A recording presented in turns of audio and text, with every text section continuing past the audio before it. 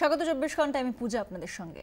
রাজ্যের স্কুলগুলির বেহাল ছবি এবার ফুটে উঠল সর্বশিক্ষা মিশনের রিপোর্টে। 2015-16 সালের সর্বশিক্ষা মিশনের যে রিপোর্ট প্রকাশিত হয়েছে তাতে দেখা যাচ্ছে উচ্চ মাধ্যমিক স্তরে ছাত্র শিক্ষক অনুপাত তলানিতে এসে ঠেকেছে।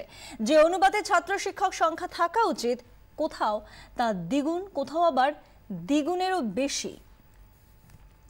শ্রেয়সী গঙ্গোপাধ্যায় আমাদের প্রতিনিধি আমাদের সঙ্গে রয়েছেন টেলিফোন লাইনে এই মুহূর্তে। শ্রেয়সী, এর ফলে কি কি হতে পারে? দেখো, এর ফলে যে মূল যে সমস্যার জায়গাটা সেটা হচ্ছে যে কোনো ক্লাসে যদি 90 জন ছাত্র থাকে, তার সেই 90 জন ছাত্র পিছু যদি একজন টিচার থাকেন, তাহলে সমস্যাটা কোন জায়গায়? প্রথমত তো যেটা হচ্ছে ক্লাসে পড়াশোনাটা কতটা হয় তার উপর নির্ভর, সেটা প্রশ্নের মুখে থাকে। তার কারণ হচ্ছে 11-12 হচ্ছে এমন একটা ক্লাস যেখানে প্রত্যেক ছাত্রের পিছু একটা সমান এফোর্ট দিতে হবে, প্রথম কথা। কারণ তারা হচ্ছে আর 12 পাস করার পরে তারা হায়ার এডুকেশনের দিকে যাচ্ছে, ফলে সেখানে প্রত্যেক ছাত্রের দিকে সমান নজরটা থাকতেই হবে।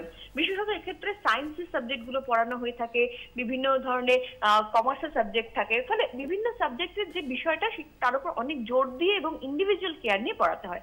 সেখানে যদি ছাত্র দেখা যায় যে একটা ক্লাসে 90 জন ছাত্র পিছু একজন টিচার রয়েছেন কিংবা 80 জন ছাত্র পিছু একজন টিচার রয়েছেন, ফলে স্বাভাবিকভাবেই প্রশ্ন ওঠে যে প্রত্যেক ছাত্রকে কতটা ইন্ডিভিজুয়াল কেয়ার দেওয়া যাবে সেটা নিয়ে প্রশ্ন ওঠে। এবং সেই জায়গা থেকে কিন্তু আরো অন্য যে বিষয়টা জোরদার হচ্ছে যে ক্লাসে যেহেতু এই এতজন ছাত্র পিছু একজন করে টিচার থাকছেন, ফলে সেই জায়গা থেকে দাঁড়িয়ে ছাত্ররা কিন্তু ক্লাসের বাইরে আরো বেশি করে প্রাইভেট টিউশন এবং কোচিং মুখী হয়ে পড়ছে, যেটা নিয়ে কিন্তু বিভিন্ন সময়ে বিভিন্ন মহলে প্রশ্ন উঠেছে যে এত শিক্ষিত টিচার রয়েছেন তার সত্ত্বেও কেন কোচিং মুখী হয়ে পড়ছে ছাত্ররা। তার অন্যতম কারণ হিসেবে কিন্তু দেখা যাচ্ছে যে এই যে ক্লাসে এই বিপুল পরিমাণ ছাত্র পিছু একজন টিচার থাকছেন, ফলে পড়াশোনার যে মানটা, যে কাঙ্ক্ষিত মানটা, সেই জায়গাতে কতটা পৌঁছানো যাচ্ছে সেটা নিয়ে কিন্তু প্রশ্ন উঠছে। শ্রেয়সী, আমাদের সঙ্গে থাকো। আমরা একবার এক নজরে দেখে নিই রাজ্যের উচ্চ মাধ্যমিক শিক্ষা স্কুলগুলির ছাত্র শিক্ষক অনুপাত। সর্বশিক্ষা মিশনের প্রকাশিত রিপোর্টে দেখা যাচ্ছে আলিপুরদুয়ারে প্রায় 83 জন ছাত্রপিছু শিক্ষক রয়েছেন একজন। জলপাইগুড়িতেও একই অবস্থা, সেখানেও প্রায় 83 জন ছাত্রপিছু শিক্ষক একজনই রয়েছেন। কোচবিহারে প্রায় 65 জন ছাত্রপিছু শিক্ষক রয়েছেন একজন। মালদায় 92 জন ছাত্রপিছু শিক্ষক একজন রয়েছে।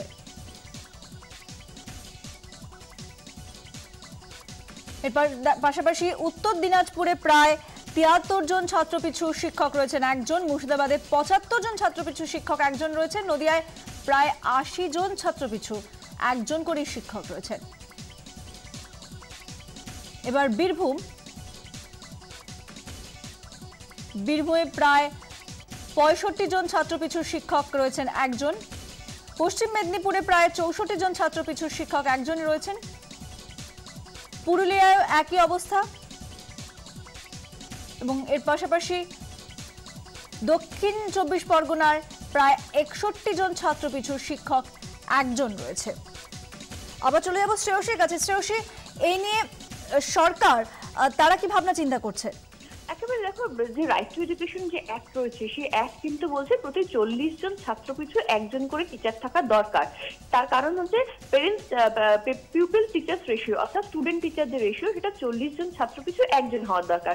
কিন্তু যে পরিসংখ্যান আমরা দেখতে পাচ্ছি, যেটা রাজ্যের সর্বশিক্ষা মিশন 2015-16 সালে যে পরিসংখ্যান দিচ্ছে, সেখানে তারা দেখাচ্ছে যে প্রায় 11টা জায়গায় সেই সংখ্যাটা 60, 70, 80, অর্থাৎ দেখা যাচ্ছে কোথাও 80 জন ছাত্র পিছু একজন টিচার রয়েছে, অর্থাৎ যে প্রস্তাবিত যে রেশিও তার থেকে প্রায় দ্বিগুণ, কোন জায়গায় দ্বিগুণেরও বেশি হয়ে যাচ্ছে। সেই জায়গা থেকে দাঁড়িয়ে রাজ্য সরকার অবশ্য যেটা বলছে, বা শিক্ষা দপ্তর সূত্রে যেটা জানা যাচ্ছে, যে যেহেতু বিভিন্ন মামলার কারণে গত কয়েক বছরে এ রাজ্যে সেভাবে শিক্ষক নিয়োগ প্রক্রিয়া করা যায় না, তো শিক্ষক নিয়োগ করা যায়নি, সেই জন্য কিন্তু অবসর হয়েছে বা কারো মৃত্যু হতে পারে, সেই জন্য ভ্যাকেন্সি প্রচুর বেড়ে গেছে। সেই জন্য এই বিপুল এই ঘাটতি রয়েছে। তবে সরকারের তরফে যে আশ্বাস দেওয়া হচ্ছে যে শিক্ষক নিয়োগ প্রক্রিয়া ইতিমধ্যেই শুরু হয়েছে, তাতে প্রচুর শিক্ষক নিয়োগ হবেন প্রাইমারি, সেকেন্ডারি, আপার প্রাইমারি এবং হায়ার সেকেন্ডারি সমস্ত লেভেলে। শ্রেয়সী গঙ্গোপাধ্যায় আমাদের প্রতিনিধি আমাদের সঙ্গে ছিলেন এতক্ষণ টেলিফোন লাইনে।